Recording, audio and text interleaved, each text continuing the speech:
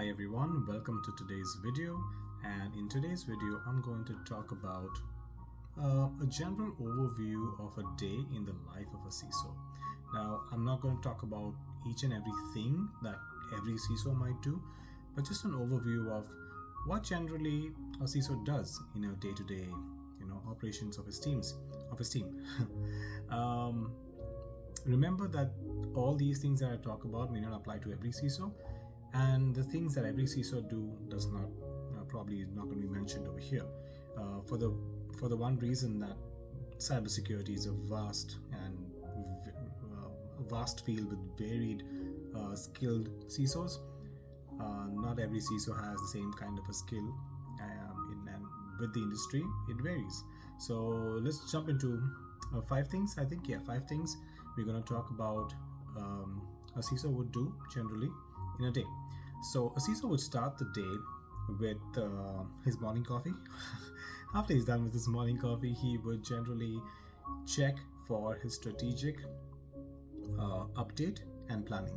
Now what I mean by that is, what are my different projects, what are my different initiatives, what's my security operation, what's the status of all these things, my security projects, my initiatives and my operations.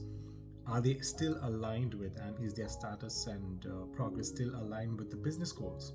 That's very important, because as a CISO you are accountable for making sure those day-to-day work, your tactical work, is aligned with the business goal. Otherwise you're wasting time and resources.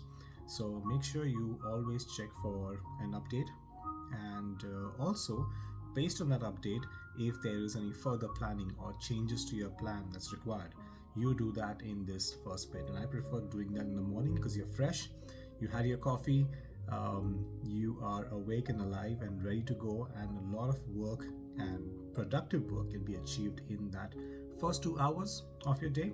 But generally it varies from CISO to CISO. But the first thing you would need to do, and one of the most important things, is this, where you make sure that all the work of your team is aligned with business goals and is on its track. Second thing, you would need to have a lot of meetings. Who doesn't have meetings, right? But as a CISO, you would not need to have a lot of tactical meetings or a lot of operational meetings. You would need to have stakeholder meetings where you meet other executives, other directors, other VPs, other team leads, so that you can collaborate with them in a much better way, because you would need them to help you with the overall security of the organization. So make sure you engage in these regular meetings with other stakeholders, and it doesn't have to be a meeting. It could just be, hey, I bumped into some executive in the elevator or on the way, let's chat. Those really help a lot with strategic work, especially because a lot of work is done during those informal and casual bump-ins. Alright, so the third thing, now you would also need to do a lot of I wouldn't say, when I say a lot, I say that with caution, because you will not need to deep dive into your own team management and collaboration. You would not need to do that everyday work. You would not need to go jump into applications, check your firewall, for example, jump in, check in your cloud environment and see how it's going. No, you wouldn't need to do that. But you would need to manage a team who does that.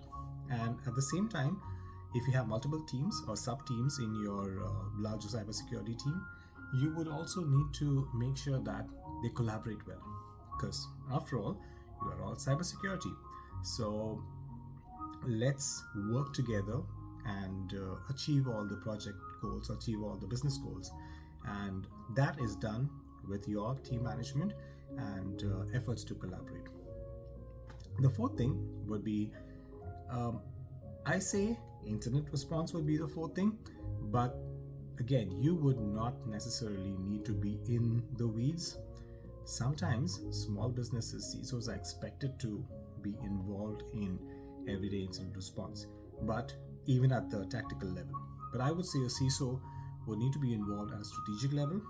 You would be involved in the planning, testing, sometimes implementing, but when there's an incident, you would be there as If you haven't appointed a director, who directs what needs to be done when an incident happens, crisis management, you would then need to take on the reins and manage the crisis.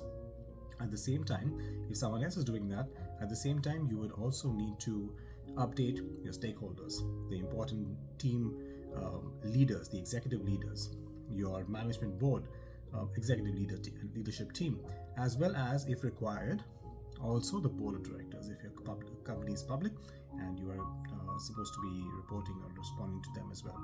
So you are expected to manage crisis and incident response. And the fifth, once you've taken care of all these general things that you would do in a day, one of the other things that a CISO would need to pay attention to in everyday life, everyday work, would be continuous learning.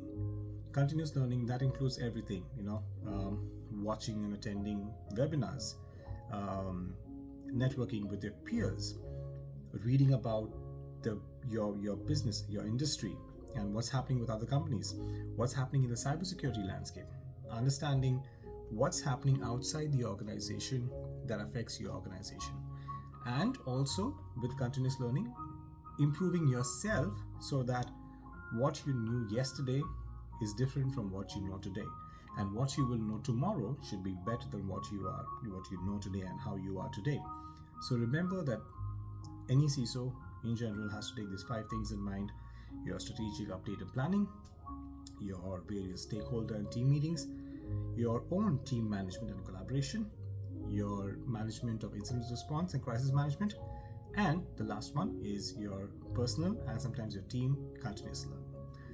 So these are the 5 things I want to talk about in today's video about something a CISO would do in an everyday life at work. If you are a CISO and you're watching this, let me know what are the general things that you do in your work life, and put those in the comment section below. And I will see you in the next one. Until then, stay safe.